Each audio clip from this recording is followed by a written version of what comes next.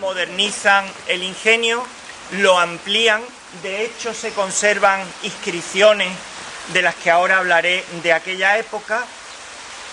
Voy brevemente a resumir la historia del ingenio hasta el siglo XIX. Los López de Alcántara poseen ese ingenio durante prácticamente todo el siglo XVIII.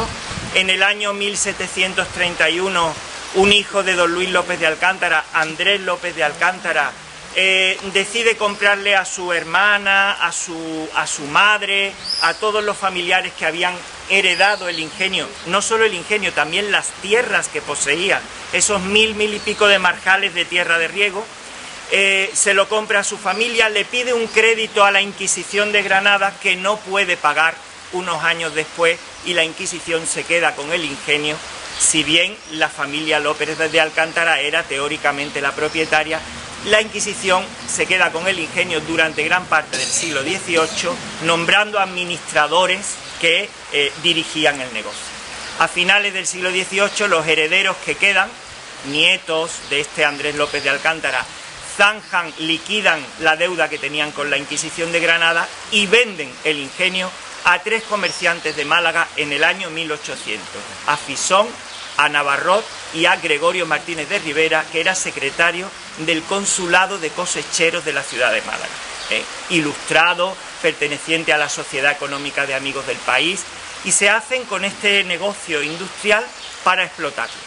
Pero la coyuntura no es buena en esa época, hay una serie de problemas, heladas. Ellos quieren modernizar la producción, se quieren traer el sistema francés que se estaba ensayando en las islas del Caribe e introducir maquinaria más moderna, pero no lo logran y venden en el año 1804 el ingenio a 3 vecinos, a Blas y Miguel Herrero y a José de Navas, vecinos de Frigiliana. Estos señores lo van a explotar durante la primera mitad del siglo XIX, hasta que en el año 1869 un heredero de estos 3 primeros logra reunir todas las acciones del ingenio, paraliza la producción y lo cierra.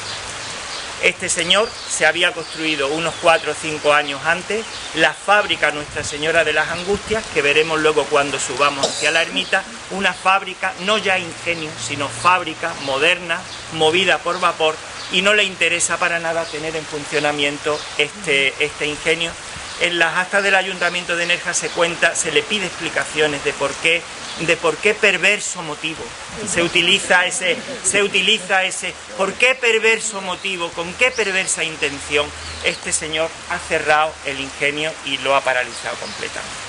Luego veremos que el alcalde en ese momento era el dueño de la fábrica San José y no le interesaba tener competición.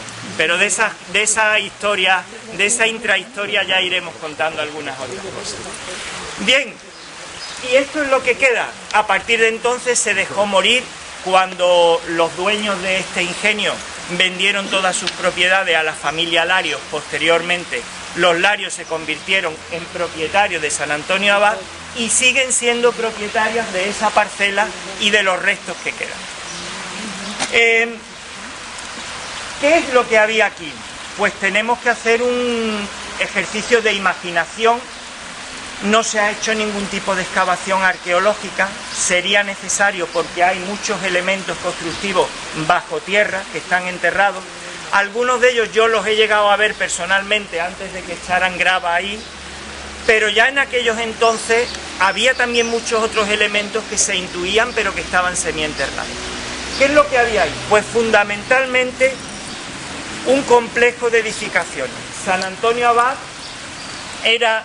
Me voy a poner más atrás para que puedan oírme.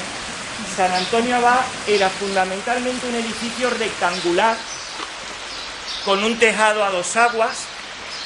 A aquel lado, es decir, la parte que no se ve del muro que tenemos ahí enfrente, a aquel lado se encontraba lo que se denominaba la bolaera, era una noria hidráulica que se movía por agua, y por encima hay un cabuz o un canal por donde caía el agua de la acequia del medio. La acequia del medio rodea por la parte superior el cerro del castillo había un ramal, la acequia continuaba, le daba la vuelta al Castillo Alto, había un ramal que hacía que cayera el agua a través del canal del Caú sobre la Bolaera, y la Bolaera estaba conectada por medio de un eje que atravesaba el muro que hay tras el que estamos viendo, un eje con los molinos. En esa zona, como sabemos dónde estaba la Bolaera y sabemos que la Bolaera se conectaba por medio de un eje a los molinos interiores, sabemos que el espacio que había a este lado del muro, entre el muro de Poniente y este muro que vemos aquí, que es el muro de Levante, debía de ser lo que se denomina en un ingenio la sala de los molinos. A partir de ahí el proceso era automático. De la sala de los molinos todo el caldo pasaba a unas calderas donde se purificaba, luego servía, etc. Entonces, a partir de ahí podemos saber todo lo que podía haber aproximadamente en la zona en que hoy está desaparecida. Había zonas de secaderos que se encontraban en la planta alta, lo conocemos por memorias de obras que se realizaron en el siglo XVII y que van describiendo cada uno de los espacios que había. Aquí había un oratorio, había un molino de harina y horno de pan para dar de comer a todos los operarios, a todos los trabajadores. Había casa del administrador, casa del dueño, del propietario. Había cuadras, herrería, taller de ceramista, alberca para remojar las formas cerámicas. Sepan que cuando el azúcar era cristalizado se metía en conos de barro con un orificio en la parte inferior y ello se situaba en un porrón o especie de recipiente también de barro, para que fuera cayendo la melaza y quedara arriba durante un proceso que duraba varios meses, quedara arriba el azúcar cristalizado ya blanco, ya limpio para su consumo. Pues bien, todo ese proceso se realizaba aquí dentro. Había un alfarero que hacía las formas de barro y además había una alberca que estaba en la parte anterior. Yo he llegado personalmente a ver esa alberca donde se remojaban las formas de barro. Almacén de jarcias o cuerdas que servían para la fábrica. Había también cuadras para mulos. Ellos eran propietarios de aproximadamente entre 90 y 100 mulos para el transporte del producto, para el transporte de la caña. Y esto era un enorme complejo industrial, rodeado todo él por una cerca, parte de la cual estaba hasta hace poco visible y observo que ya va desapareciendo a pasos agigantados. Sabemos incluso algunas de las obras que se realizaron ahí porque hay inscripciones. Miren, a la derecha hay unos plásticos como de una especie de invernadero, hay plásticos verdes y luego unos plásticos como una especie de invernadero. Pues bien, detrás de esos plásticos se encuentra en la parte alta el canal por donde bajaba el agua. Pues en ese muro del canal hay inscripciones, hay inciso olas, hay cruces con peanas, barcos con velas y hay una inscripción con la fecha en que se realizó la obra del Caú, 1734, y sabemos incluso el albañil que lo hizo, porque Alonso Romo realiza, Blas Cerdera, acompañado de Alonso Romo, hacen ese Caú. Incluso Blas Cerdera dice que es aprendiz del maestro Antonio Moreno. Cuando un albañil pone eso en una inscripción, quiere decir que se siente ufano de ser discípulo de ese maestro. Luego, el maestro Antonio Moreno debía ser una autoridad en la construcción en aquellos entonces en Nerja.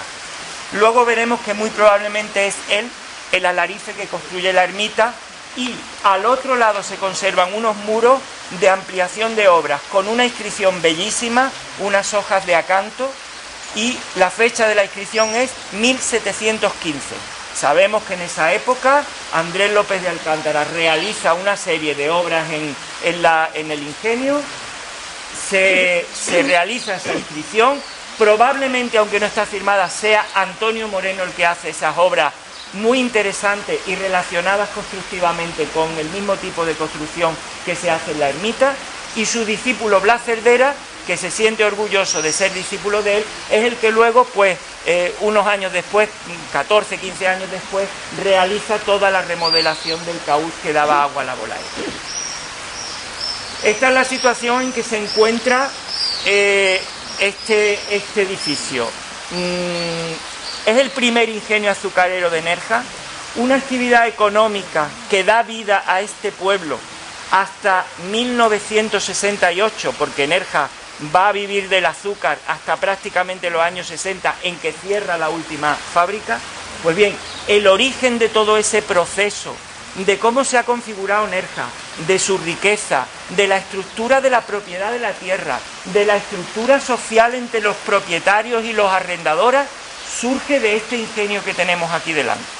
Creo que es motivo más que suficiente para que Nerja conserve y ponga en valor los restos que quedan del ingenio San Antonio Abad, que, como veis, está en un peligro de deterioro tremendo. Lo que no ha llegado a hacer la naturaleza lo puede llegar a hacer el ser humano en cuestión de meses. Los dueños del ingenio en el siglo XIX, estos señores de Frigiliana, Blas y Miguel Herrero, quisieron comprar también un molino que estamos viendo, algo estamos viendo desde aquí, y les voy a contar. Si nos venimos para acá,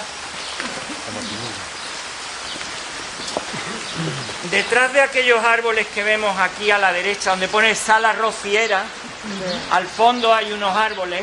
Pues bien, detrás de los árboles queda una construcción, podemos ver un tejado. Ahí había un molino. ¿Quieren que vayamos? ¿Que demos un paseo? Bueno, pues nos acercamos y luego, si acaso, volvemos. Movemos un poquito.